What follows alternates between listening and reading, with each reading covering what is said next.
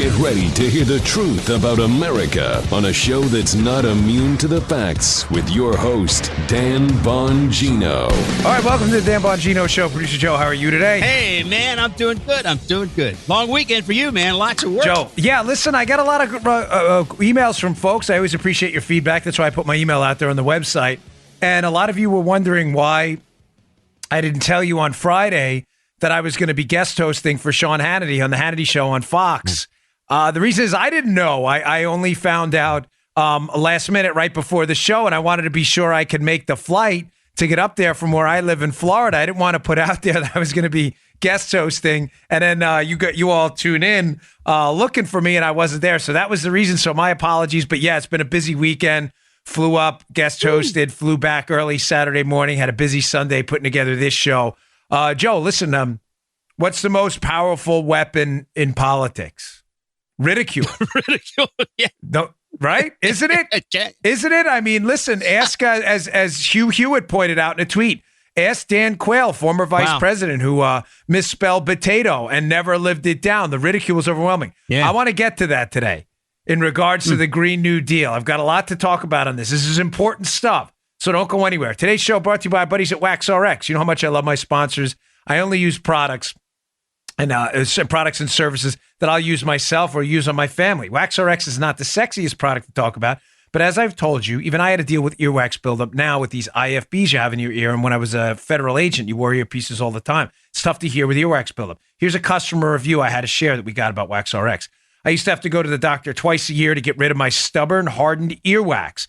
With my rising cost of healthcare and thus double deductible, I'd have to spend $60 per visit, $120 a year to treat my ears. Now I can do it myself with WaxRx and a significant savings that doesn't require me to miss a half a day of work. Thank you, WaxRx. Right now, you can try the WaxRx system. Me and my family use it. It works like a charm. You'd be surprised what comes out of it. By typing in GoWaxRx.com. That's GoWaxRx.com. We love promo codes here, right? You'll get free shipping if you put in promo code Dan at checkout. That's promo code Dan, my first name, at checkout for free shipping. Don't wait. You have no idea what you might be missing because of inner earwax. Who knows? It might just change your life. Go to GoWaxRx.com. The website is GoWaxRx.com. Offer code Dan. Yes. Okay. Ridicule, ladies and gentlemen. As noted by the dreadful Saul Alinsky, is the most powerful weapon in politics. It always has been. Ask anyone who's been on the receiving end of it. It is brutal. Ridicule is a way to diminish your ideas and relegate you to conspiracy theory, loony bin status. And there is no more discrediting component of politics than being ridiculed and being considered unserious. Listen, it is damaging. As I said before, Dan Quayle found that out the hard way. George H.W. Bush's vice president with the potato incident, as Hugh Hewitt tweeted out this weekend. Well, what are we finding out now, Joe? We covered pretty extensively this Green New Deal. And I got a lot of positive emails, upwards of 90 to 95%, who appreciated me dismantling this thing piece by piece because it's going to become the cornerstone of the Democrats' new agenda going forward. Yeah. You're like, oh, no, it's not. Really? Did you see how many presidential candidates have signed on to this? Kirsten Gillibrand, Elizabeth Warren, Kamala Harris, and others. Ladies and gentlemen, it's not a joke. You know, Friday's show was funny, and we took a sarcastic approach to it, but it was bedrocked in facts and data. But we did it the way we did it for a reason, because it is time to ridicule this nonsense, to make it a laughing stock, and to make toxic anyone whose name is attached to this garbage piece of Alexandria Ocasio-Cortez, wishy, dreamy, otherworldly, nonsensical garbage.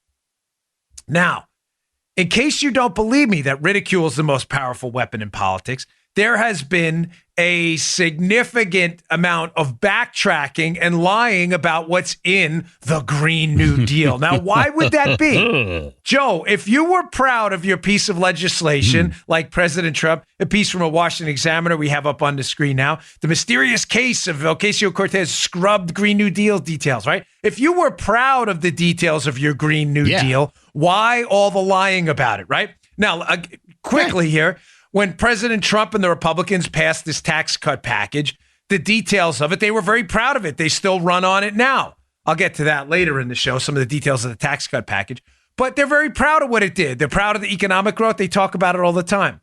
What are you seeing since Friday since the mass ridicule of this absurdity of a legislative proposal, the Green New Deal. What are you seeing backtrack? Moan back. Don't believe me? Moan back. Moan back. Yeah.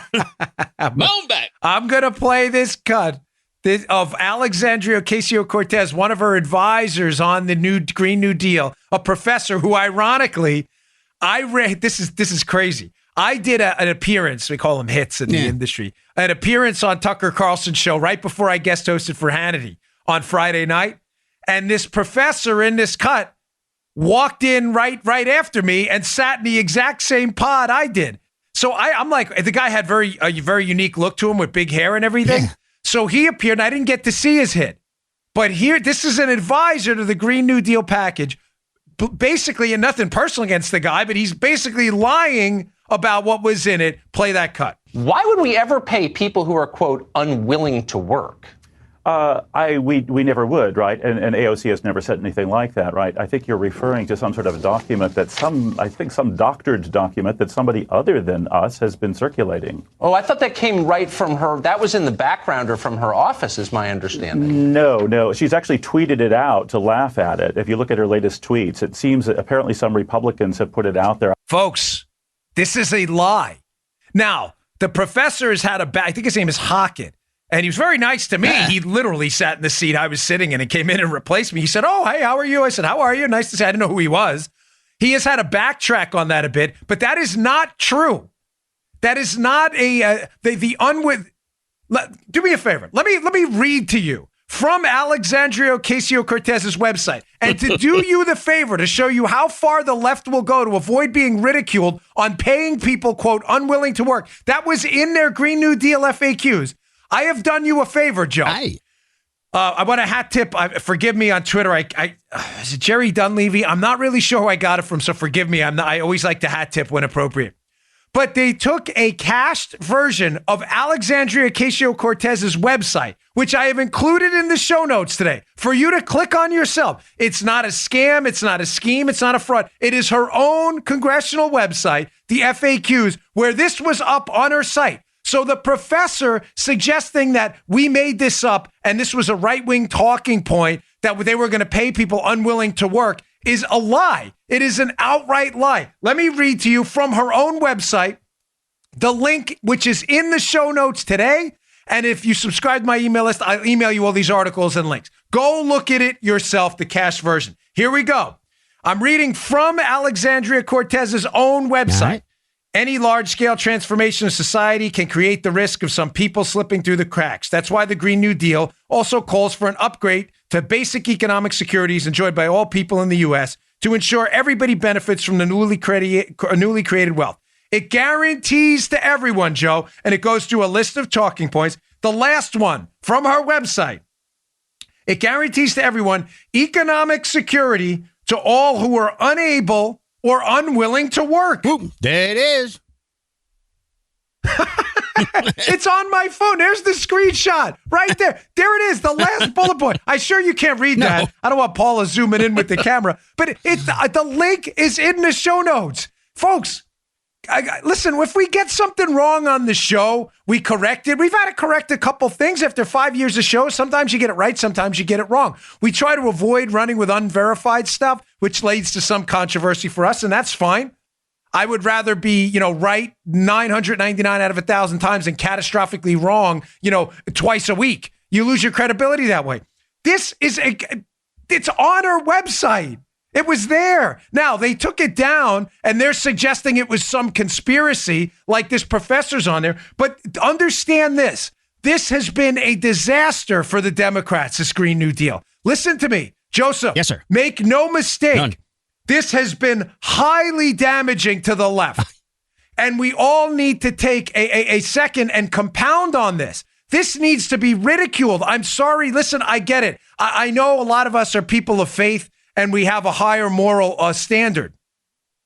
But there's no other way to talk about this other than the absurdity than it is. To get them to backtrack from the dangerous proposal this is. You're talking about the economic destruction of the United States. But this paying people to not work and this idea that they're going to try to phase out air travel for what? For Star Trek-like teletransporters? for Back to the Future, like time machine devices for flux capacitors. This is in their FAQs that was on our website. None of this is in dispute. This professor who was on there is simply not telling the truth. Now, as I said, he's been backtracking a bit and admitting that it was out there, but this was her own people who put this out. Now, I want to talk about some other things about this before we move on. I'm going to spend about another 5-10 minutes on it, but it's important. You know, not to wax philosophical here, but Mansur Olson, wrote a book about how bad policies can gain a political constituency and can actually be good politics. Now, you may say, did you just say that right? Yes, I said it right. There are some bad policies that are collectively bad for the United States that gain a political constituency and can be actually good politics. And a lot of those policies, folks, are policies that have diffused costs but concentrated interests. In other words, let's look at something like an ethanol subsidy. Listen, subsidies within the tax, I don't want to single out ethanol in and of itself, but it's one a lot of people are familiar with. These are not generally good policies. They benefit a specific constituency at the expense of everybody else. But ethanol subsidies persist throughout our economy because Iowa's a caucus state, and there's a lot of people that rely on the ethanol industry and who vote and have powerful lobbies that can keep it going. I mean, think about it. In other words, the interests, Joe, are very concentrated. It's concentrated in the ethanol industry, right? Right. But the costs of ethanol subsidies are very diffuse. Matter of fact, most Americans barely notice it. Maybe it's a couple of dimes more or 50 cents more for gasoline than it would have been. But the costs are relatively diffuse throughout the economy. So it becomes good politics, but bad policy because the constituency matters. People in Iowa, some Farm Belt states who can vote. Listen, I'm just telling you the economics of subsidies, whether it be airline subsidies, tech subsidies, what they do is they distort our economy. But they can become, and again, I don't mean to single them out. The teachers unions, I'm not singling out teachers either. I'm just saying that can become good policy for the Democrats. Pandering to special interests in education that a lot of times deeply hurt our kids. Because why? Because these special interests in education will donate money to politicians that get reelected. Bad policy can be good politics because the costs are diffuse, but the diffused and the interests are very concentrated. Now, this is not a political philosophy course today. I bring that up because the damage of the Green New Deal is going to be politically profound for the Democrats the more this thing gains traction. Because what, folks? The costs of this are not concentrated. I mean, excuse me, the costs of this are high. They're everywhere. And the interests are not concentrated to one group. They're all over the place. It's the exact opposite. The people interested in this are diffuse, and the costs are not concentrated. The costs are all over the place. In other words, Joe, you look at the Green New Deal, the threat to airlines, the airline industry, the threat to farmers from its threatened elimination, as we talked about with the cow death squads. Well, it's not really cow. We're being funny, but there's a threat that they were saying how they have to get rid of methane emissions from cows with gas problems. The threat to farmers, the threat to airlines, the threat to pension funds, the threat to the energy industry in general. The threat to the construction industry, who wouldn't be able to find workers from the mass destruction of buildings. Ladies and gentlemen, the costs of this are not concentrated. They are diffused to so many different people that everybody is going to feel a significant impact. The costs are not small. The costs are monstrous, and the interest everyone. Almost everyone would be touched by this. You doubt me? Middle class taxes, if you look at her Medicare for All proposal, would nearly double, if not triple in some cases. The costs are enormous. It is the opposite of what Olson said would be good political policy. This is bad policy, Joe, and it's bad politics. And the Democrats, who are a little more savvy, and listen, strike my tongue for saying this, but I was talking to a guy leaving church this weekend, and he was talking to me about Pelosi. I said, Joe, Pelosi looks like the reasonable one in this. This is crazy. Nancy, right? Pelosi calling it the green dream. Listen, Pelosi's a far-left radical who has been a disaster for liberty, freedom, and everything else we represent. But Nancy Pelosi is not stupid. Pelosi understands that the costs of this are so widespread and the interest in it is so not concentrated, but diffused across so many interest groups that this will be catastrophic for the Democrat Party.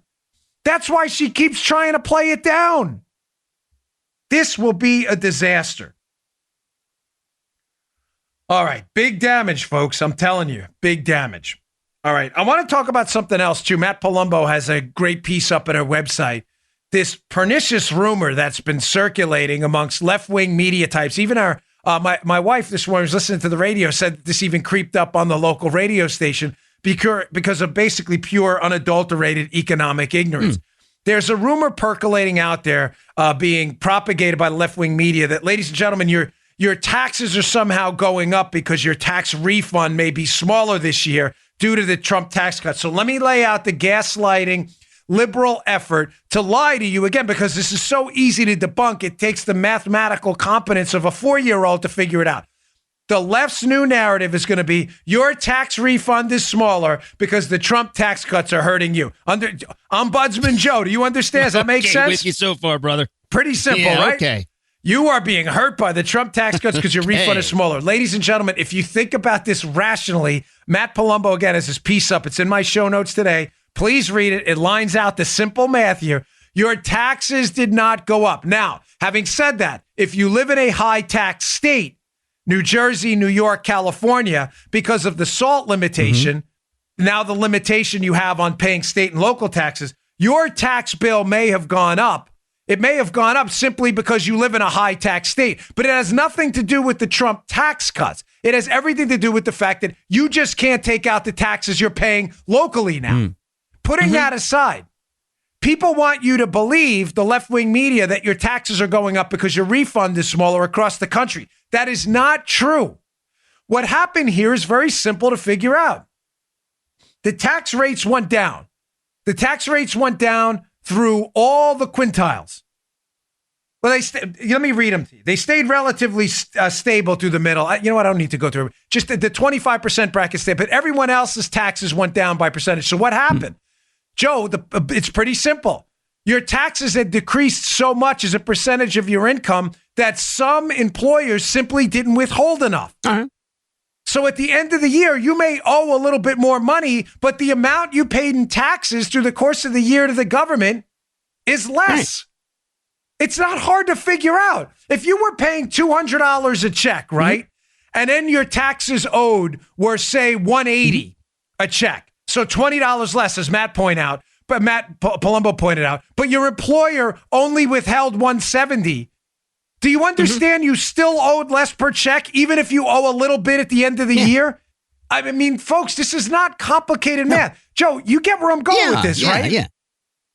But of course, because the left-wing media is married to gaslighting, faked fact-checking, and false bogus narratives to get you to hate Donald Trump, they want you to believe that the tax cut is the cause of your smaller refund. It is not. It is the fact that a number of employers, if you read the piece by Matt, a significantly higher percentage of employers withheld too little because the taxes dropped so much.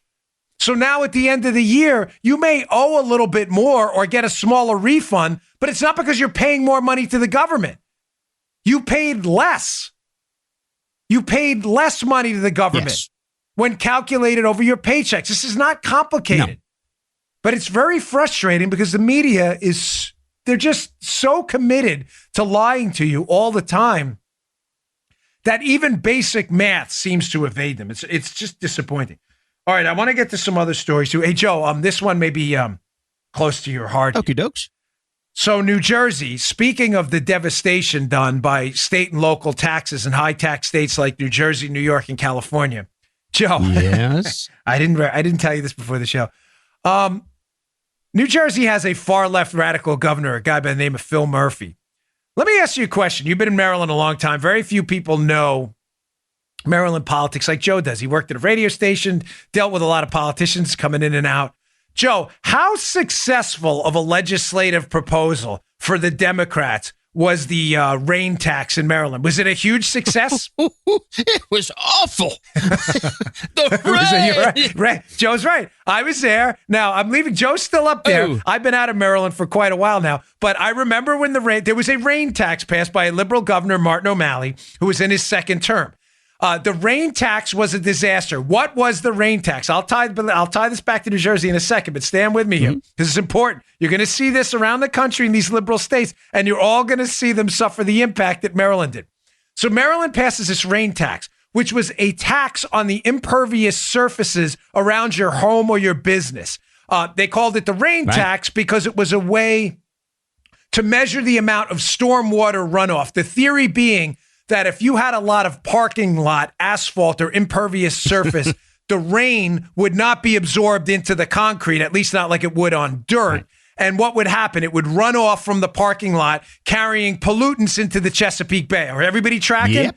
So what Maryland, the genius Democrats in Maryland decided to do was to use basically satellite photos and other methods to find out how flat your roofs were on your business, to how much parking lot you had, and you would be taxed on the amount of concrete, which was catastrophic for Maryland businesses. I was running for office when some of this was being talked about, and I went and visited a business owner in Anne Arundel County who told me his tax bill was going to be tens of thousands of dollars more, and he was going to have to lay off a worker. This thing was devastating. It was a political abomination, a cataclysmic event for the Democrats, who the lieutenant governor, now keep in mind, the Democrat Governor O'Malley, who ran for president, got smoked, was term limited. His lieutenant governor, Anthony Brown, in a 3-1 Democrat to Republican state, ran on this rain tax thing on his former boss, the governor's agenda, and in the upset of the decade, got smoked by Larry Hogan, Republican governor. He lost by like 3 points. The Democrat did. Democrats got damaged significantly by the rain tax. That was the race we almost pulled off the upset in too. Even though the congressman I was running against had nothing to do with the rain tax. It was state legislation. Phil Murphy is now the liberal radical governor of New Jersey, is now looking at signing this thing into effect, a rain tax in New Jersey.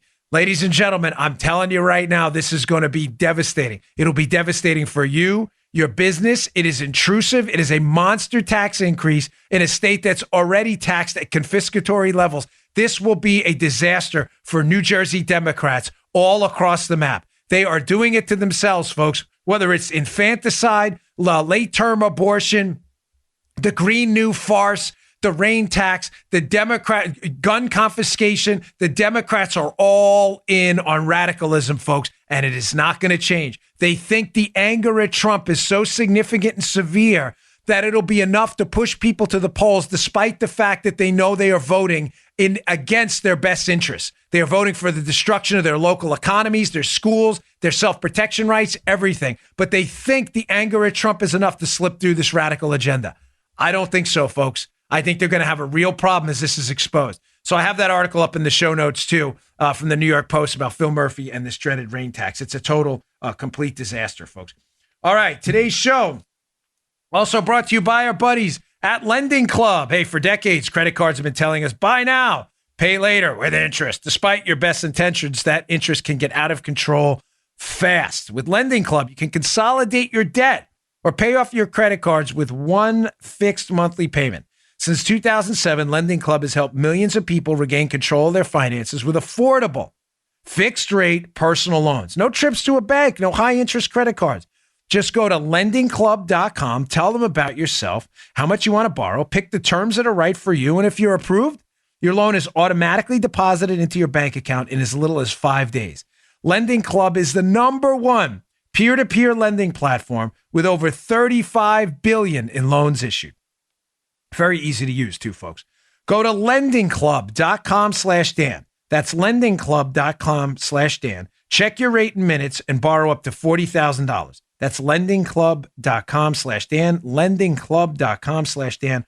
All loans made by WebBank, member FDIC, equal housing lender. Lendingclub.com/Dan. Okie doke. Getting back to the show here.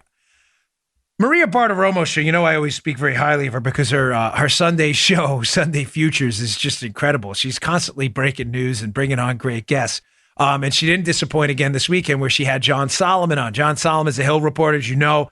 I've been insisting for a long time. I know knows the whole Spygate, Russiagate story and is dripping it out piece by piece. I think so it's digestible to the American people. And one of his appearances this weekend on Sunday Morning Futures with Maria Bartiromo, he alluded to something that, and I'm not trying to take credit for John's stuff. Please don't take this the wrong way. But if you're a regular listener to the show, a lot of this may sound familiar. It's the only reason I bring it up. John's starting to move in a direction that we have been on this show for a very long time.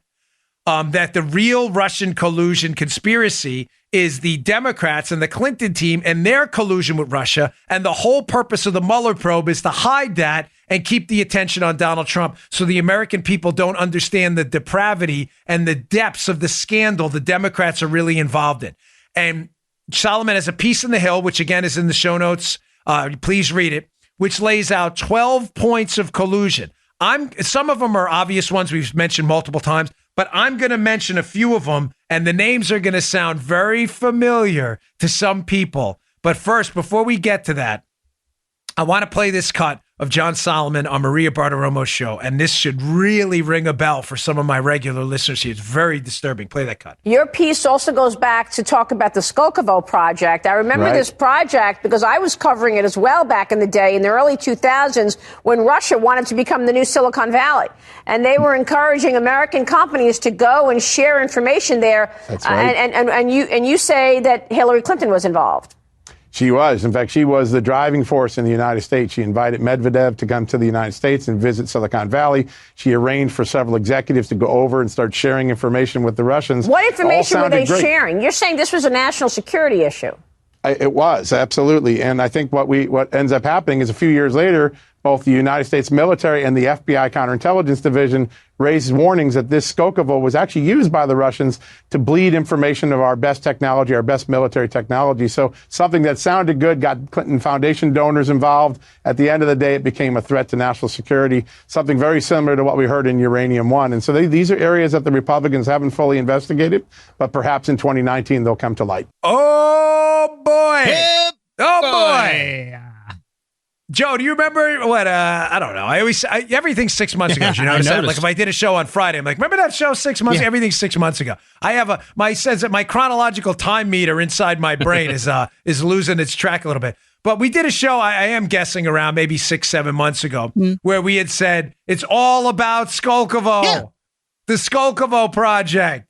What are the Democrats hiding?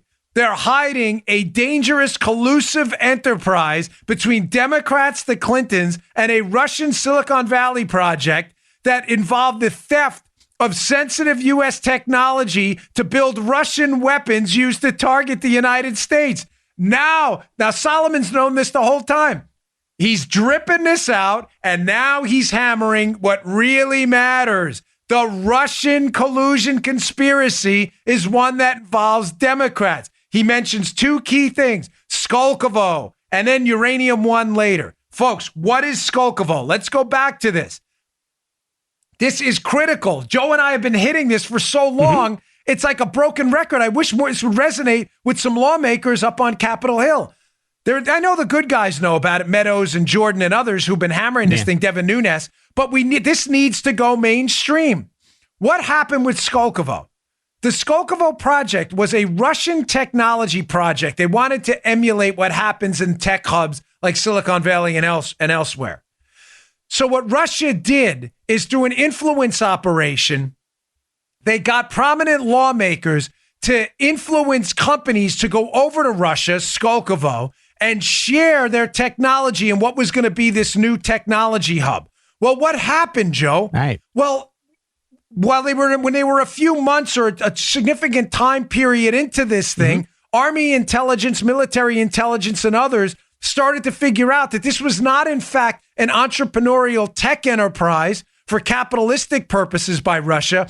This was an effort to get U.S. companies to share dual-use technology that could be used in the development of weapons. One of them suspected, an article I'd read in the Daily Caller a while ago with some solid reporting, was the development by Russians of a hypersonic missile to defeat our missile defenses. Think about what I'm telling you. Let me distill this down to the key takeaways and not bury the lead here. The Russians tried to influence Democrat politicians to get technology companies to share technology with them that they were going to use to create weapons to attack us. It is no more difficult than that. That's what the Skolkovo project was. Now, what's fascinating about the Skolkovo project is follow the money. Victor Vekselberg, who Solomon writes about in the piece, was a Clinton Foundation donor. Vekselberg, who was closely tied to Putin and was a business associate of Deripaska, Oleg Deripaska, another player prominent in this whole scheme, he was a Clinton Foundation donor. In addition, folks, these companies that had gone over to Skolkovo, 10 of the 27 or so companies were significant donors to the Clinton Foundation themselves. Think about this. Companies that had been hoodwinked into going overseas by Democrat politicians and pushed into this Russian tech project used to steal our technology to attack and potentially kill us with advanced weapons, was being supported by who? Hillary Clinton was an open advocate for this, Joe. Yeah, we know that. We do. We know that. Me and you've been talking about this for 6 months. That's exactly it. Yeah. Sorry, I get a little passionate. Someone tweeted to me, why are you always yelling? Because I'm a passionate guy. That's why. And I'm from Queens. Everybody yells in Queens. This isn't yelling in Queens. This is whispering. You go to Queens, you'll hear real yelling. It's true. I've heard it. Where everybody yells in Queens, right? Yeah. I know you have. Folks, Hillary Clinton was a big supporter of this project. Publicly, she wasn't even quiet about it. Now, you want another tie here? It's gonna bake your bagels? Yeah. Bill Clinton made a trip overseas to give a speech where he was paid $500,000 by a Russian financial institution which was intimately involved with the Uranium One deal, where we sold our uranium supplies to a Russian-controlled company. So follow me here. Hillary supports Skolkovo. The Russians use Skolkovo to steal our military project. Bill goes over to Russia to give a speech. The speech is paid for by a Russian bank involved in the sale of the deal to sell our uranium to Russia so they can corner us on uranium supplies. Who does Bill Clinton and his team ask specific permission on the trip? The emails are out there, folks. This is not some kind of conspiracy theory. You can look all this up yourself. Check it out in Solomon's piece. He has all the information in there too. Read my book. It's all in there. Bill Clinton's team, Joe, sends an email that on that trip, they want to meet with who? Victor Vekselberg, the same guy running the Skolkovo project. That's a Clinton Foundation donor. The project that our own intel has indicated was used to steal sensitive technology to develop weapons the Russians want to use to attack us. Folks, do you see what they're hiding? This is all out there. The Clintons made public statements about Skolkovo, or Hillary, to be precise. This is none of this is in dispute. The fact that the tech companies involved in Skolkovo were Clinton Foundation donors, the fact that Vekselberg was a Clinton Foundation donor, the fact that Bill Clinton wanted to meet with Vekselberg, who was running Skolkovo, none of this is in dispute. This isn't some David Duchovny, Gillian Anderson X-Files tale. This is real. This happened. Do you see what they're covering up now? It's amazing how the left, whenever they want to run for this, that's a conspiracy theory. And then you send them the links of the public statements and they just ignore it like it didn't happen. Folks, the destruction of the United States was always going to happen from within in the minds of our Russian enemies at the upper level of the Russian, former Soviet allied government. I mean, what did Putin call the destruction of the Soviet Empire, the greatest catastrophe of this century? The way they knew to destroy the United States was within. They took advantage of the greed, power-hungry nature of U.S. politicians like the Clinton machine and some Democrats. I'm not absolving Republicans. Some of them are corrupt, too. I'm not trying to give a blanket pass to some rhinos either. But this is an enormous Democrat scandal. The real Russian collusion is with the Clintons and the Democrats, Skolkovo, and the Uranium One players in Russia. Now, even worse, the Uranium One deal, folks. We talked about this. The Uranium One deal where Bill Clinton accepts $500,000 for the foundation from Renaissance, a Russian bank intimately involved in the Uranium One deal. He accepts this $500,000 payment to go speak over there, asked to meet with Vexelberg right around the time, Joe, that what is going on. The Uranium One deal, where we're about to give our uranium supplies, a significant portion of them, to Russians who are also trying to steal military technology. The Uranium One deal needs approval from CFIUS, the Council on Foreign Investment in the United States. The CFIUS board has a number of members who have to sit on the board and approve these deals. Eric Holder is one of those people. So is Hillary Clinton, the Secretary of State. Now, rather than recusing herself because her husband has just accepted a payment from a major financial player involved in the purchase of the Uranium One deal, Hillary Clinton renders no objection at all to the deal. Right around the same time her husband is I know, Joe's holding his nose. Joe, he's holding his nose because it stinks to the heavens. The husband, Bill Clinton's accepting $500,000 from a bank involved in the deal and requesting to meet with a Russian running a Skolkovo project on the same trip that's stealing our military technology. She doesn't recuse herself. Neither does Eric Holder. Now, Joe, you may be asking as the audience on Buzzman, why am I bringing up Eric Holder? Exactly what I was thinking. Because I know you are, because I can see your face. Mm-hmm. Eric Holder, of course, is the Attorney General at the time, and Eric Holder is intimately aware of a case they are working against, basically the 10X case, led by no other than Rod Rosenstein out of the District of Maryland when he was the United States Attorney. Former Deputy Attorney General Rod Rosenstein. Rod Rosenstein is leading the 10X case. Why does any of this matter? Because they're running a pay-for-play case and a 10X case. 10X is a company connected to Rosatom, the player in the Uranium One case, that involves massive kickbacks, Joe, and an FBI informant who Eric Holder is unquestionably deeply aware of, who is telling the FBI prior to the approval of the Uranium One deal that the Russians are running a major influence operation in the United States to try to corner the market on nuclear fuel. And through that influence operation, they are trying to get a hold of our uranium. And even worse, the FBI informant paid by the FBI, this is a credible guy. He's cashed checks from the FBI, Joe. His name is Campbell. He also states in the piece that the Russians may be assisting the Iranians in building up their nuclear capabilities to attack us too. Let's put this all together. Oh. The Russians are running a tech hub.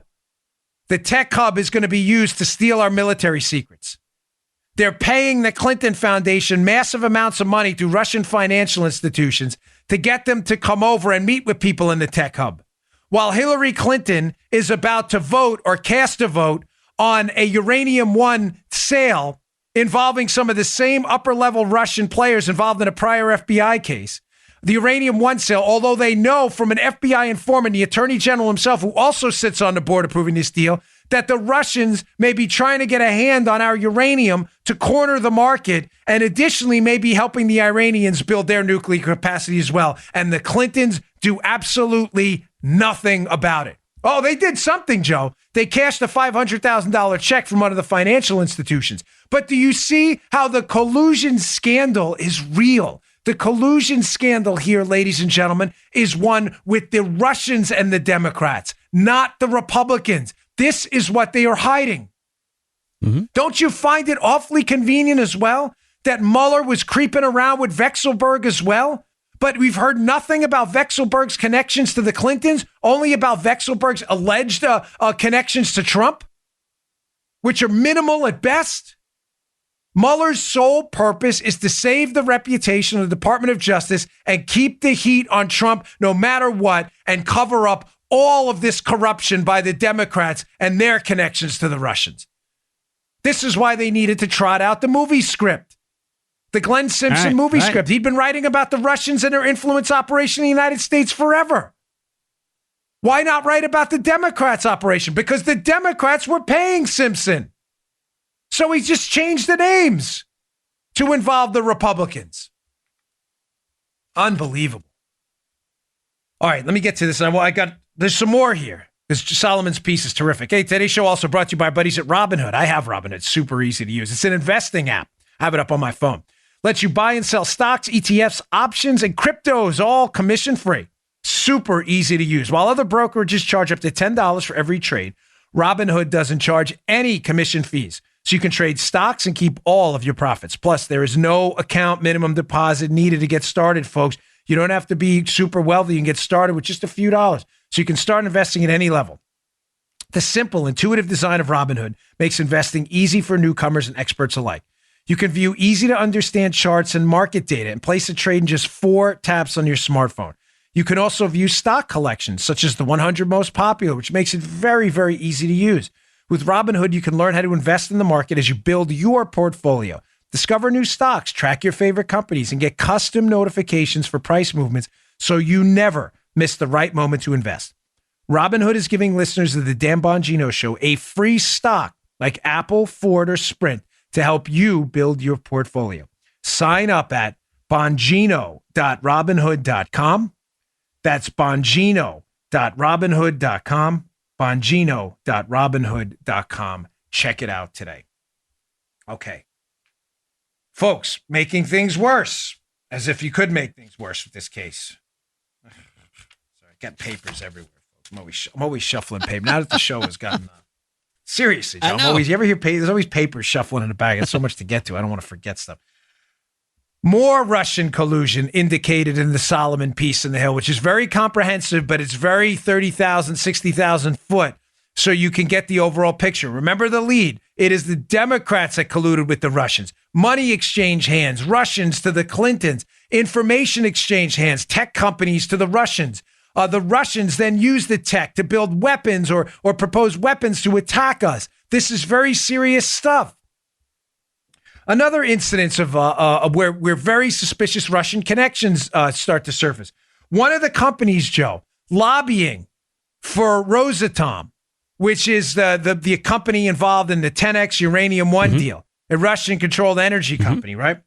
One of the FBI informant in the Solomon piece indicates that APCO, one of the lobbyists for Rosatom in the deal, was also doing some pro bono in-kind work for who, Joe? The Clinton Foundation. So let's get this straight. A company hired to lobby on behalf of some of the players involved in some of the deals we just discussed, Uranium One and others, is also doing in-kind work for Rosatom and has some involvement with Jonathan Weiner from the State Department as well. Another Clinton guy.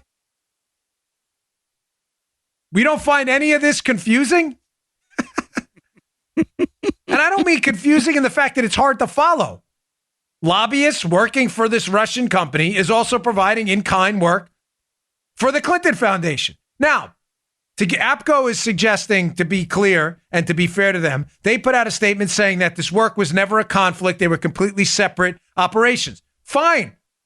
But that doesn't discount the fact that they were providing lobbying work for Rosatom while providing in-kind work for the Clinton Foundation.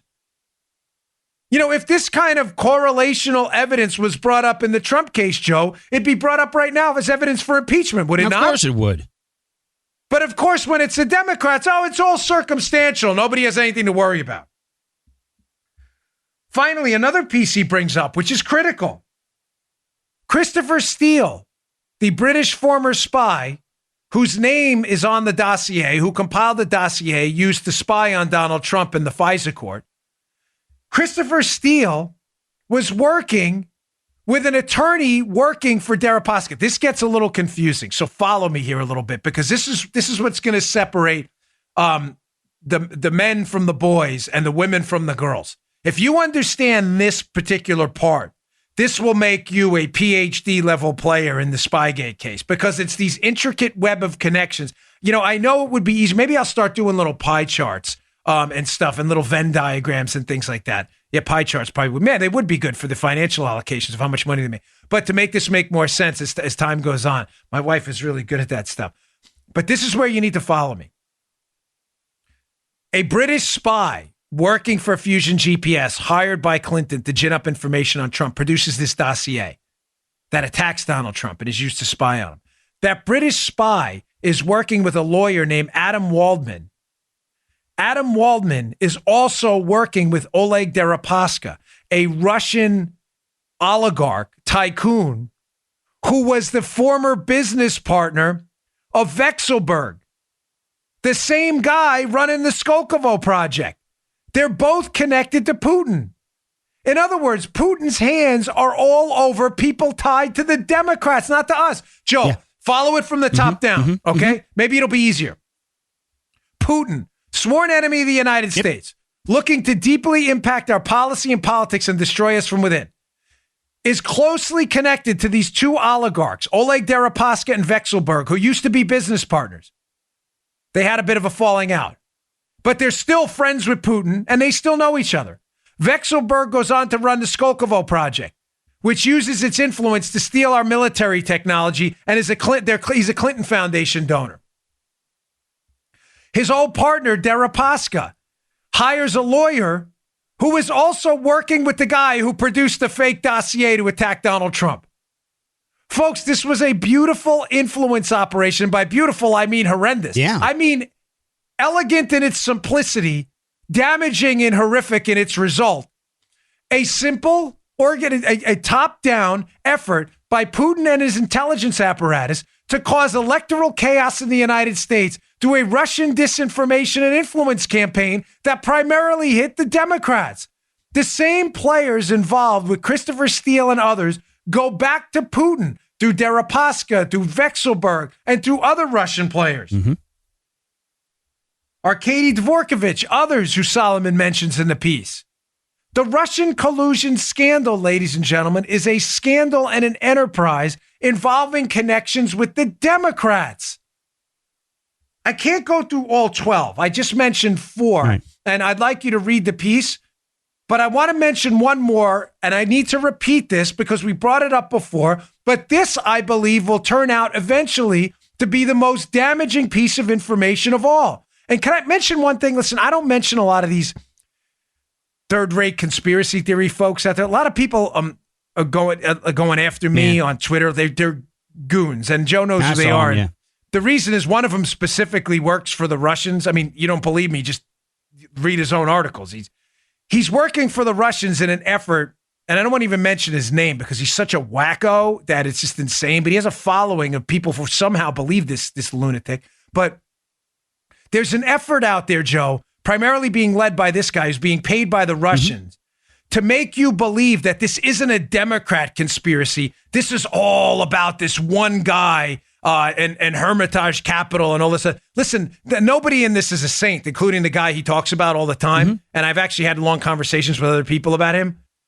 But don't buy into the nonsense conspiracy theory that this isn't about the Russians and the Democrats. This is about one guy who managed to overthrow the United States by himself. The guy is ridiculous promoting this.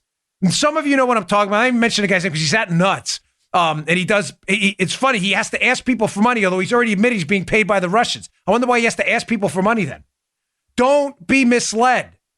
This was keep the heat where it should be. The Obama administration, John Brennan, the Five Eyes players that didn't provide any help in this to us, Hillary Clinton, and the Russian companies that engaged in a massive disinformation campaign.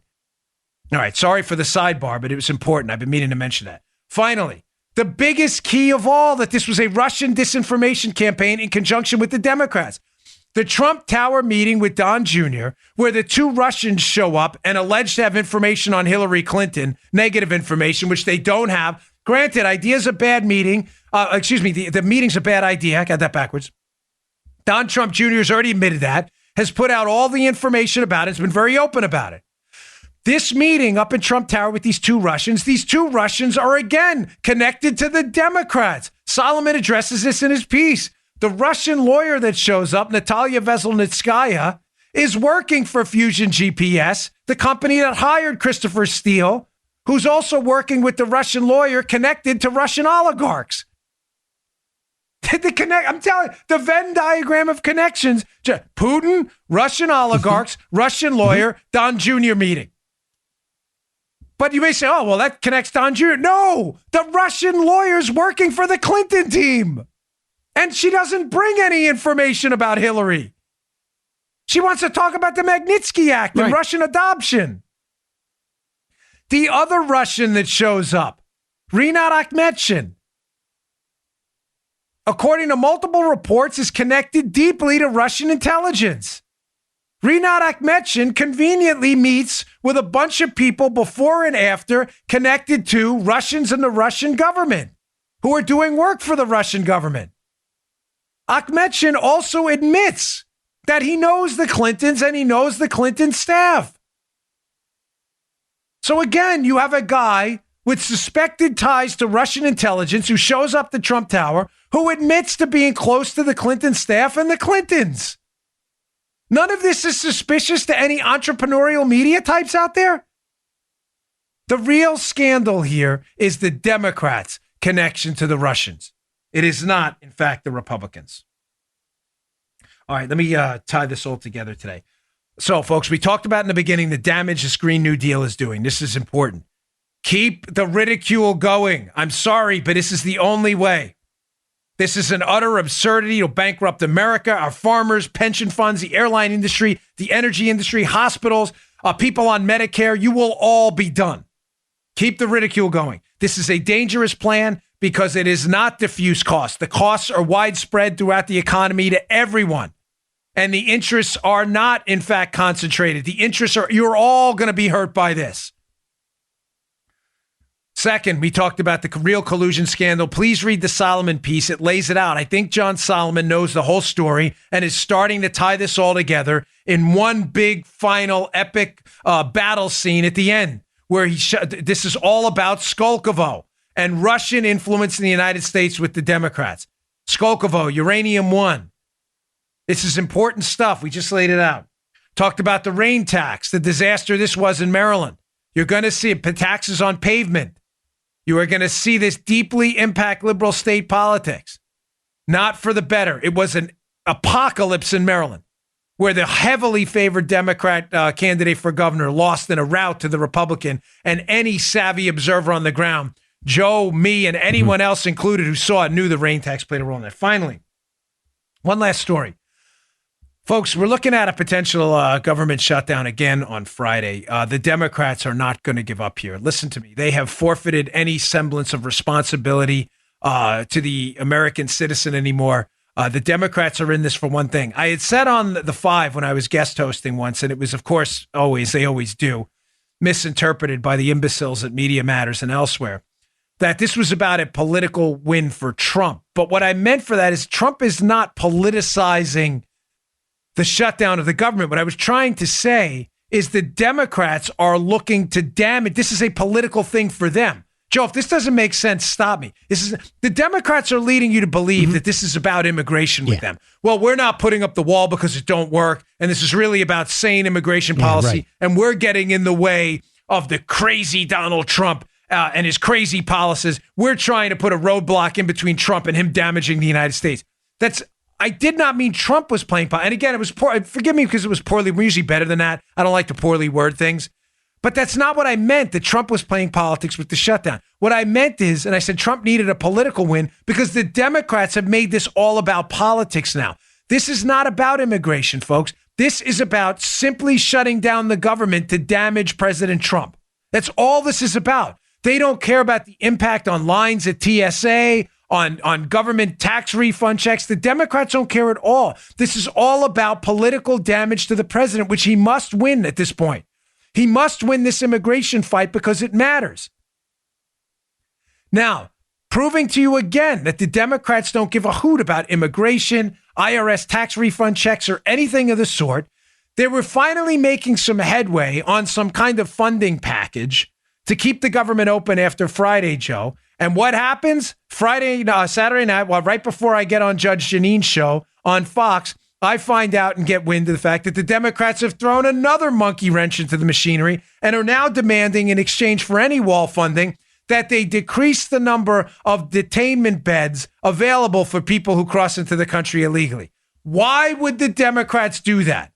So you're going to detain lawbreakers who broke our laws, came into the country illegally, and the Democrats want a fewer number of detainment beds available and detainment locations, detainment facilities to hold these people? Why? Because it's not about immigration. The Democrats are trying to propose something they know Donald Trump won't agree to because he cares about enforcing immigration laws clearly. So what'll happen, Joe? The government will shut down again and they'll try to blame it on Trump. Ladies and gentlemen, the Democrats don't care. This is a pure political play at this point. This was never about immigration. The Democrats have been offered political compromises in the past where people who were in the country illegally would be allowed to stay for some period of time but wouldn't be allowed to vote. And they've turned that down. This is not about immigration. It's about a pure power play and a political victory against Donald Trump. Now, the Democrats need to shut down on Friday. Why, Joe? You think the Democrats had a good week last week? No. I think yes, even Neanderthal caveman Joe. By the way, some guy emailed me, Joe, or he Facebook messaged me. He thinks I was, he loves you to death.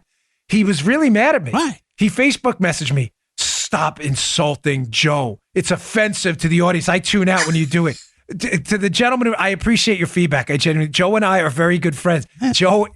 Joe plays characters. It's Joe's shtick. Joe was on terrestrial radio as a producer of a highly rated morning show for many years, where Joe had a bevy of characters. I'm not suggesting Joe is stupid. Neanderthal Joe is a character. It's a joke. So I'm very sorry to the gentleman who emailed me and thought I was in. Joe is my. I don't have many good friends. Believe me, I keep my circle small. It's a joke. Joe. He plays characters, but. Joe, Neanderthal Joe, did the Democrats with their blackface scandal, allegations of rape against Lieutenant Governor, and the Green New Farce, you think they had a good week last week? No good week. No good week. No good week. Even Neanderthal caveman Joe. No, they had an awful week. The Democrats are simply throwing Neanderthal Joe grunting away. He reminds me of Tom Hanks and Castaway. Fire! Look at what I have created. I have made fire. Folks, this is a big scam. The Democrats, we need fire.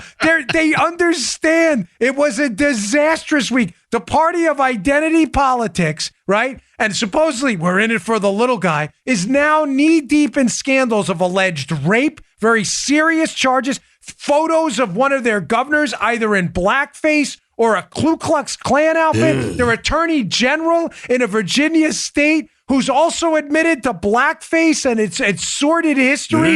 You have this Green New Deal where you're attacking Medicare patients, hospital workers, the healthcare system, the airline industry, farting cows. The list goes on and on. They desperately need to change the conversation.